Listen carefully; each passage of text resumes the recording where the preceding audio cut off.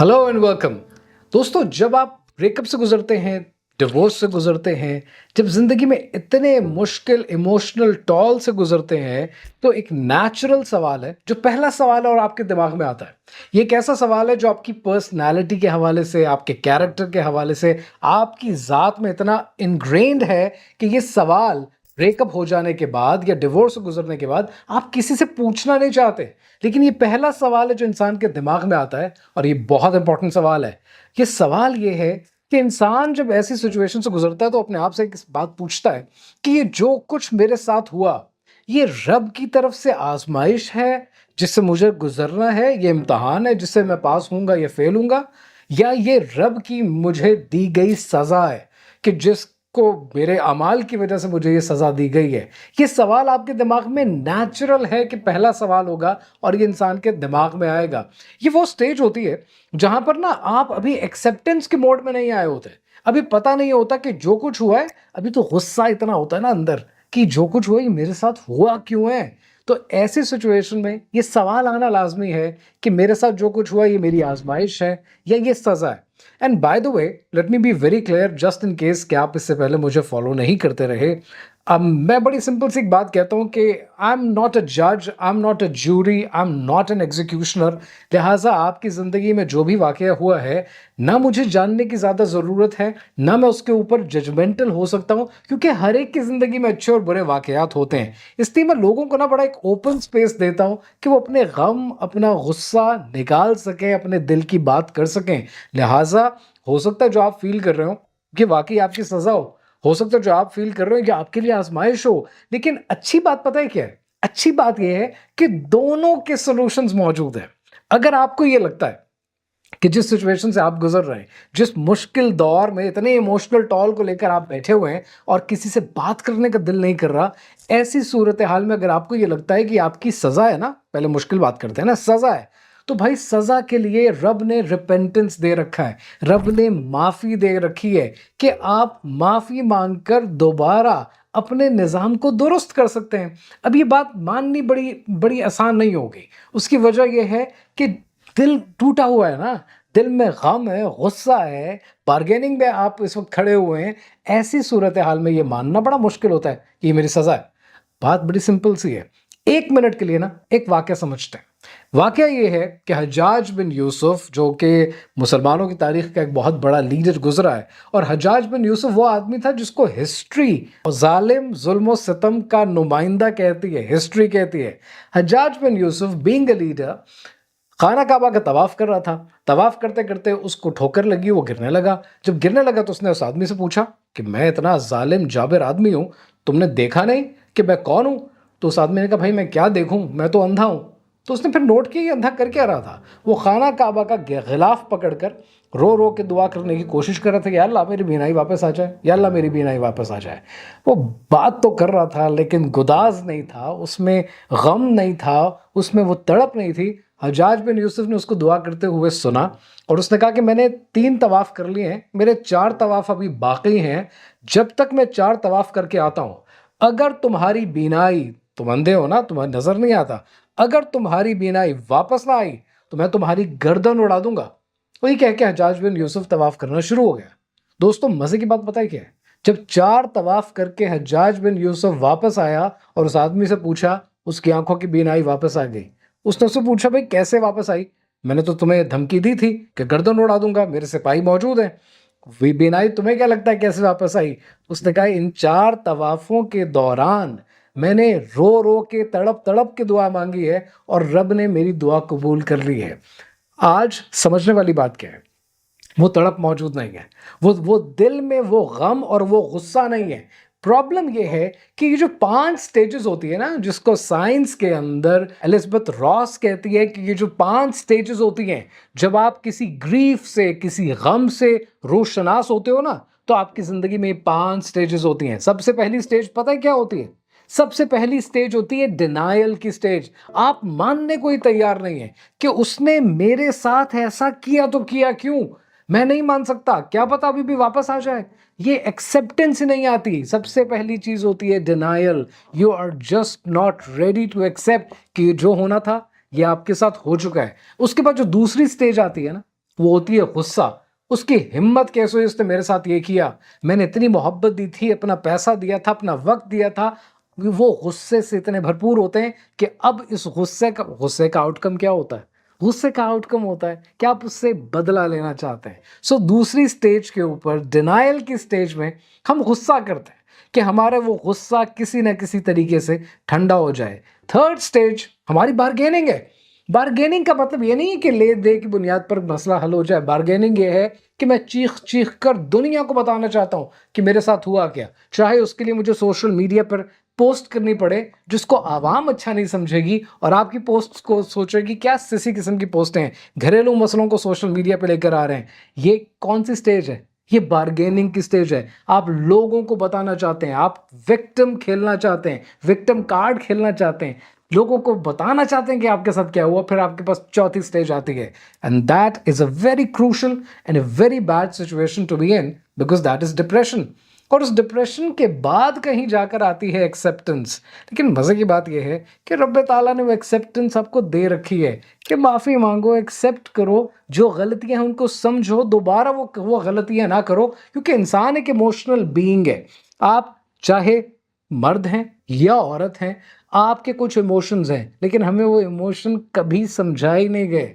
शादी का क्राइटेरिया बड़ा सिंपल था ना, 20-22 साल की उम्र में शादी होगी, लड़का अच्छा कमाता है, लड़की खूबसूरत है, हो गई शादी। इस सब के अंदर वो इमोशंस कहाँ गए? वो इमोशंस को समझा ही नहीं गया, दिल को समझा नहीं गया, तो ये प्रॉब्लम्स बहुत ज़्यादा नुमायाँ होकर सामने आ गए।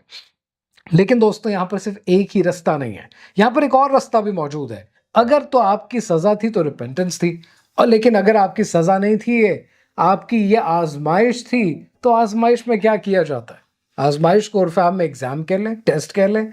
तो जब आप टेस्ट दे रहे होते तो क्या होता है? एग्जामिनेशन हॉल में आपको बात करने की इजाज़त होती है? नहीं ना।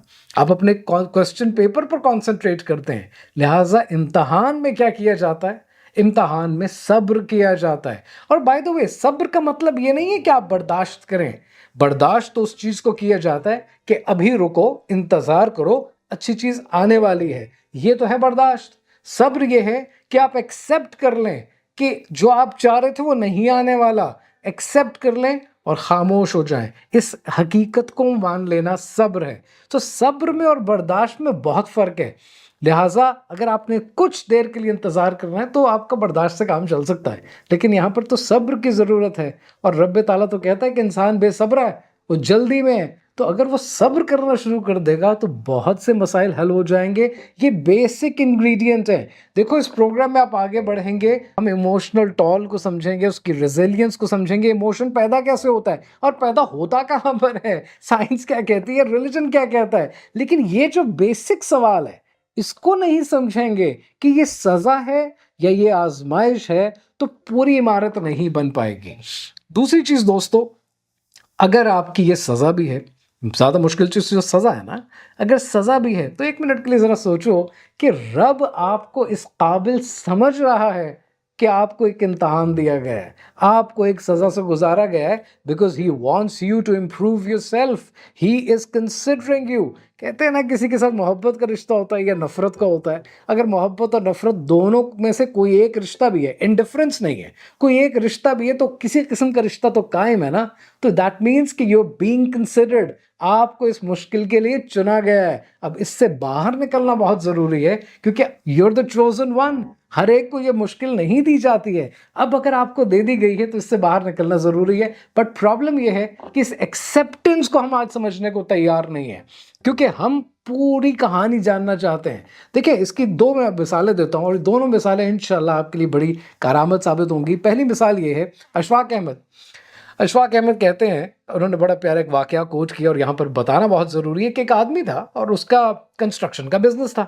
अब कंस्ट्रक्शन में क्या होता है, आप घर बनाते हैं, मकान या कोई बिल्डिंग बनाते हैं, तो उसका लेंटर डलता है, उसके ऊपर दूसरी मंजिल का लेंटर डलता है, और अगर लेंटर बैठ जाए तो पूरी इमारत का बहुत नुकसान हो जाता है।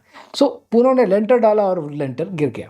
जब वो लेंटर गिर गया तो बड़ा नुकसान हुआ, लोग अफसोस के लिए आ गए और लोगों ने कहा कि बहुत अफसोस हुआ जी, बड़ी बुरी किस्मत है आपकी। और ये कोई किस्मत है, इतना नुकसान हो गया, 22-23 लाख रुपए का नुकसान हो गया। तो उस आदमी ने कहा देखो बहुत शुक्रिया आप लोग आए मेरी हमदर्दी के लिए, लेकिन मेरी ज़िंदगी खुश नसीब है कि बदनसीब है, ये एक ज़िंदगी का वाक़या है। ये सोचना अच्छी बात नहीं है कि अच्छा हुआ कि बुरा हुआ, खुद खुशकिस्मत थी कि बदकिस्मत थी, बस एक वाक़या है मेरी ज़िंदगी का, गुज़र जाएगा। ये बात कह के वो लोग चले गए। शाम को उस आदमी के घर पे एक साहब ने दस्तक दी, पूछा भाई कौन है? तो उसने कहा कि जी मैं आपका एम्प्लॉई था, आज से 20 साल पहले आपके 22 लाख रुपए लेके भागा था, बड़ा दिल ने मलामत की और आज वापस करने आ गया हूँ। मैं बगदाद चला गया था, वापस आ गया हूँ आपके पैसे देने। उसने कहा बिस्मिल्लाह, 22 लाख रुपए का नुकसान पूरा हो गया। अब वो लोग फिर आगे मुबारकबाद देने, अरे यार कितनी अच्छी किस्मत है आपकी, क्या खुशकिस्मत आदमी है। उस आदमी ने कहा देखो मेरी किस्मत खुशकिस्मत है कि बदकिस्मत है, ये सिर्फ ज़िंदगी का एक वाक़या है, इससे कोई फ़र्क नहीं पड़ता। रात गुज़री, घर में डाका पड़ा, डाकू 22 लाख रुपए लेकर भाग गए। अब जब डाकू भाग गए तो अगले दिन फिर लोग अफ़सोस के लिए आ गए, कितनी बुरी किस्मत है आपकी। उस आदमी ने कहा भाई ये एक ज़िंदगी का वाक़या है, गुज़र जाएगा। डाकू भागकर बॉर्डर पार करने वाले थे कि वहाँ पर रेंजर्स बैठे थे। रेंजर्स ने डाकुओं को पकड़ लिया, मार-मार के पूछा पैसा कहाँ से लाए हो? इस आदमी को बताया, पैसा लेके रेंजर्स वाले उसके घर पर आ गए। उसको वापस पैसे मिलकर लोग फिर आ गए, क्या खुशकिस्मत आदमी है। तो साथ में कहा भाई मैं पता नहीं कहाँ और किन लोगों में फंस गया हूँ। ज़िंदगी खुशकिस्मत बदकिस्मत नहीं होती है, ज़िंदगी ज़िंदगी होती है। इसमें एब एंड फ्लो चलता रहेगा, उतार चढ़ाव आएंगे, एक जैसी नहीं रहेगी। लिहाजा जो वाक़या आपके साथ हुआ है ना, ये हो गया है। हम एक्सेप्ट नहीं करना चाहते, हम एक्सेप्ट ही नहीं करना चाहते ये हमारे साथ क्यों हुआ है, ये आपके साथ हो गया है। जितनी जल्दी आप एक्सेप्टेंस की तरफ आएंगे उतनी जल्दी चीज़ें आपके लिए बेहतर होना शुरू हो जाएंगी। और एक्सेप्टेंस को समझने के लिए ना एक छोटा सा वाक्य है, इसको ज़रूर समझ लीजिएगा। अगर आज मैं आपको यहाँ बैठकर एक कहानी सुनाऊं और मैं आपको कहानी ये सुनाऊं कि एक लड़की थी, उस लड़की का नाम था सिंड्रेला। वो सिंड्रेला जो थी वो यतीम थी, सौतेली माँ के साथ रहती और सौतेली माँ और बहनें बहुत जुल्म करते थे उसके ऊपर, और कहानी ख़त्म। अब यहाँ पर आप कहेंगे क्या बकवास कहानी है, इस कहानी में कुछ और नहीं है क्या? मतलब ये कौन सी कहानी है, ये तो बात ही पूरी नहीं हुई। चलो हम नहीं भी जानते थे सिंड्रेला का किस्सा, लेकिन ये तो कोई कहानी नहीं है। Exactly that's what my point is, कि आपकी कहानी का ये एक चैप्टर है। अभी कहानी अच्छी या बुरी नहीं हुई, अभी बहुत से वाकयात बाकी हैं, लेकिन आप अपनी निगाहों से उस चश्मे को उतारें और ज़िंदगी को बेहतर करने का सिर्फ फैसला करें। और वो कहाँ से होगा? वो एक्सेप्टेंस से होगा कि मैं तैयार हूँ, मैं तैयार हूँ उसको बदलने के लिए। मुसीबत सिर्फ आइसोलेशन है इस दुनिया में ना दोस्तों। ये आखिरी बात करके मैं आपसे अलविदा करता हूँ और फिर मिलेंगे उसके बाद एक और वीडियो में। और बड़ा छोटी सी बात है और बहुत ज़रूरी है आपके लिए। इस दुनिया में आपने किसी इंसान को सज़ा दे दी हो, मान लिया आपको चीफ जस्टिस बना दिया गया, आप इस मुल्क का कॉन्स्टिट्यूशन भी आपके हाथ में, सब सारी पावर्स आपके पास हैं, आप किसी इंसान को मैक्सिमम क्या सज़ा दे सकते हैं? आजकल जिस दौर में हम जिंदा हैं, जिस दुनिया में हम रहते हैं, यहाँ पर आप मैक्सिमम किसी को क्या सज़ा दे सकते हैं? आप उसको हवालात में बंद कर देंगे, या आप उसको जेल में डाल देंगे। क्या जेल में डालकर आप उसको काल कोठरी में डाल देंगे? आप उसको अंधेरे में रखेंगे? इंसान को मैक्सिमम कोई इंसान सजा दे सकता है ना, तो वो आइसोलेशन की सजा है, वो अकेलेपन की सजा है। तो ये जो अकेलेपन की सजा है ना, ये आप ऑलरेडी भुगत रहे हैं, क्योंकि इस अकेलेपन में दोस्तों से बात कर नहीं सकते, उनका अपना इंटरेस्ट है। फैमिली से बात नहीं कर सकते क्योंकि फैमिली ओवर पावर कर जाती है आपकी मोहब्बत में। वो सही और गलत की तमीज़ आपको बताना भूल जाते हैं क्योंकि आपकी मोहब्बत का जज्बा बहुत ज़्यादा होता है।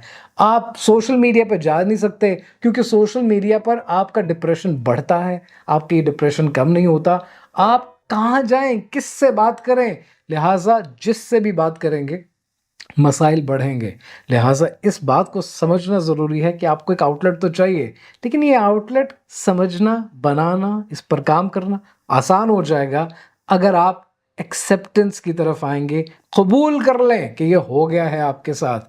सो एक बात याद रखिएगा, I will help you out with all of these things, लेकिन ये आपकी ज़िंदगी का वाहिद एक प्रॉब्लम नहीं है। ये एक वाक़या ज़रूर है और आपसे पहले भी लोगों के ब्रेकअप होते रहे, आपके बाद भी लोगों के ब्रेकअप होते रहेंगे, आपसे पहले भी तलाक़ें होती रही थी, इस दुनिया में बाद में भी होती रहेंगी। आपने अपनी ज़िंदगी पर कॉन्सेंट्रेट करना है, बिकॉज़ इस सफ़र में आप थोड़ी देर के लिए आइसोलेटेड ज़रूर हैं, but you are not alone. आप अकेले नहीं हैं, कहीं ना कहीं कोई ना कोई बैठा है जो आपको देख रहा है।